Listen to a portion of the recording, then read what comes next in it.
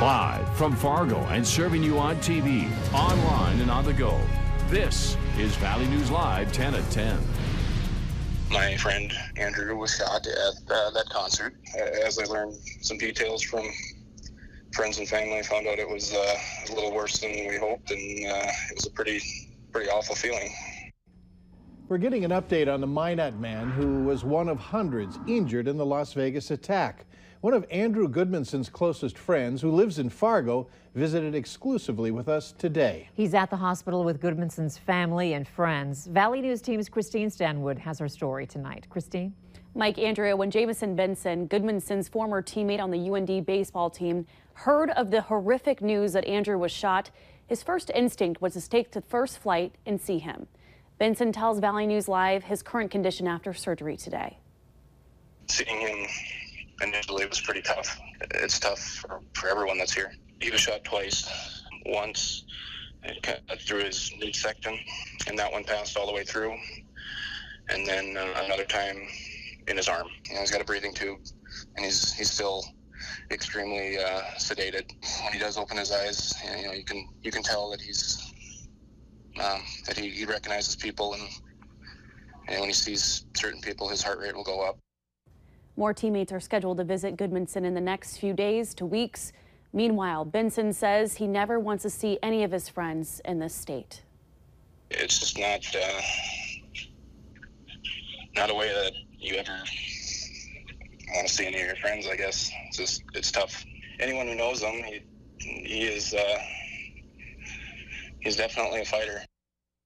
You could hear just how emotional Benson was over the phone. He tells me there are still more surgeries scheduled for Goodmanson.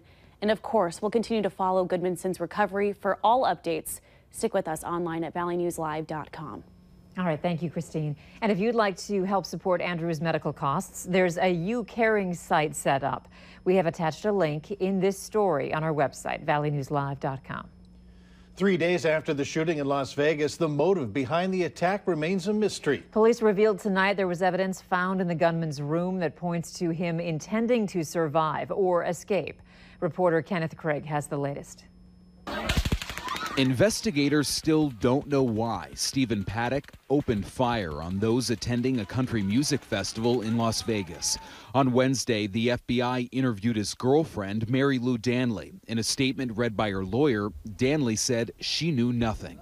He never said anything to me or took any action that I was aware of that I understood in any way to be a warning that something horrible like this was going to happen.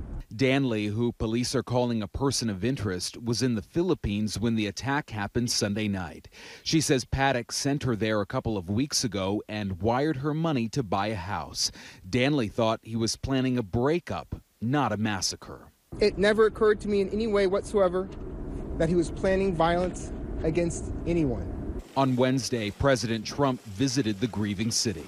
America is truly a nation in mourning.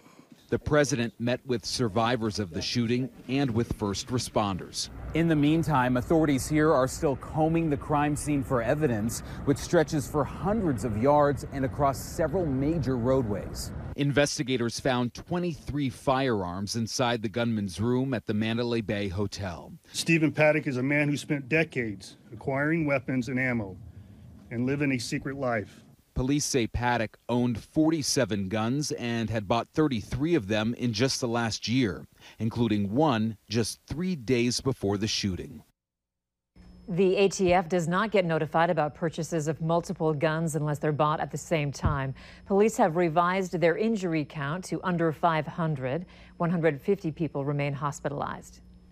Nigerian and U.S. officials say 5 soldiers from Niger and 3 U.S. Army Special Forces troops were killed and 2 wounded in an ambush on a joint patrol in southwest Niger. Reuters is reporting that the 5 Green Beret were attacked on a routine patrol in an area known to have a presence of insurgents, including from Al-Qaeda. The U.S. Africa Command has hundreds of soldiers deployed across this region. President Donald Trump was briefed on the attack while Trump flew back on Air Force One from Las Vegas. We're also following up on a story that we've been covering the past few months. A man representing himself as a contractor in the Fargo area is now out of jail after being arrested for charges related to a contracting scheme. His name is Tony Klein, and several people have contacted our whistleblower hotline claiming that they've lost money to him. Valley News Team's Molly Casey spoke with the people who reached out to us. Molly? Mike, Andrea, over the last 3 months, I've spoken with 5 homeowners who all say they contacted Tony Klein after finding ads for his handyman services in the paper. But his criminal record isn't just held to North Dakota.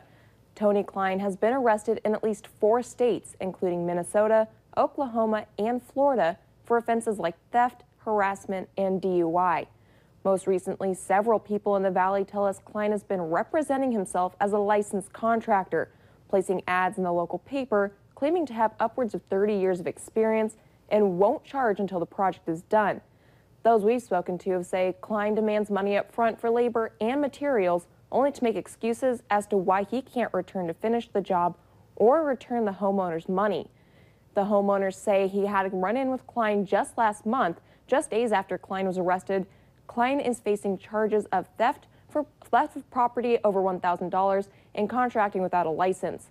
Despite those charges and reports from homeowners, we asked the assistant state's attorney representing one of the homeowners how he was able to get out of jail. The bail in this case was set at $5,000, 10%, which means that he was required to post $500. The rest is personal recognizance. Klein's most recent ad could still be found this week and is listed under A to Z Handyman Services. We tried to reach him at the number listed in the ad, but the number has now been disconnected. Officials say if you feel that you may have been fallen victim to a contractor who took your money and didn't do the work, you're urged to contact police.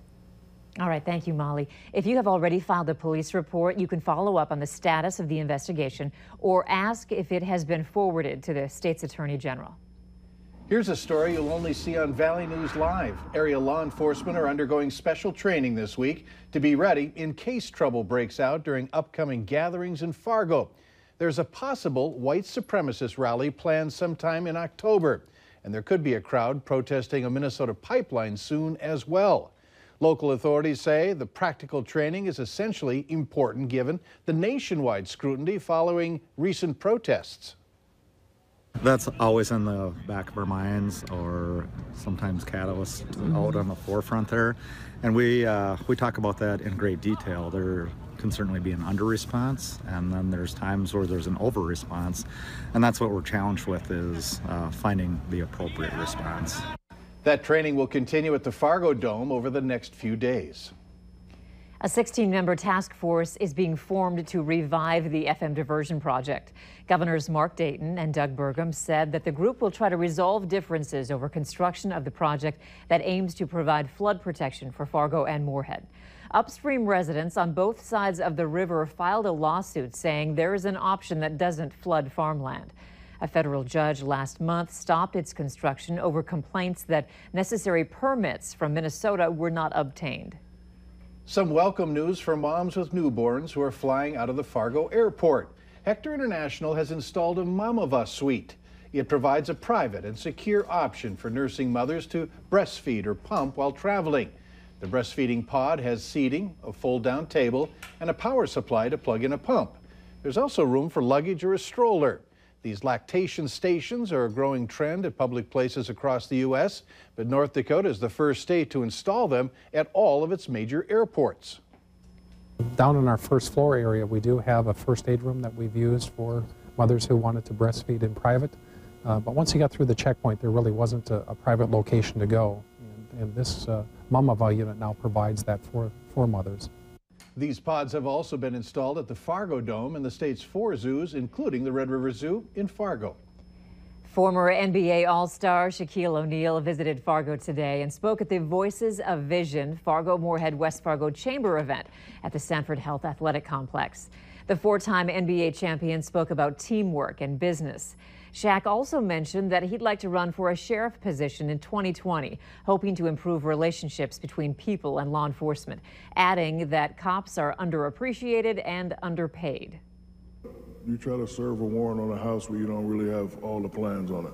That's the scariest thing, not knowing if you're going to come home or not. So I really love and, respect these guys, and I want to be the ones to just, bring it back, because we definitely need each other. The police need the support from the people, and the people need the support from the police. During his speech, Shaq also touched on the importance of education, which he expresses constantly with his own family.